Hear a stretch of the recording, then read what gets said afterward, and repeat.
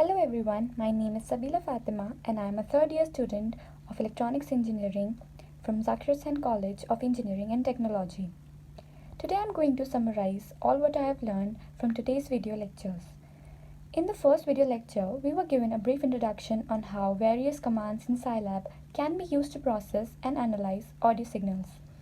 First, we learned about the definition of signals, then we were given some examples from our daily lives which helped us understand them better. This was followed by a discussion on how we can generate and simulate them on SCILAB, and then we learned about the actual processing using various methods like concatenation, mixing, etc.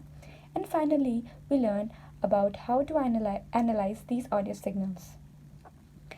Now in the second video lecture, we were first given an overview of what linear equations are.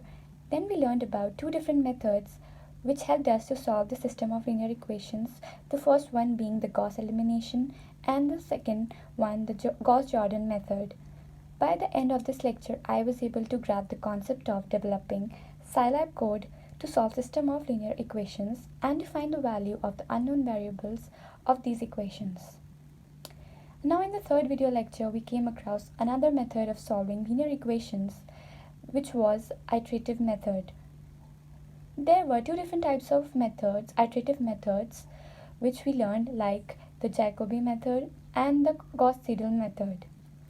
And along with this, we were able to develop SCILAB code and finding the value of unknown variables of a system of linear equations.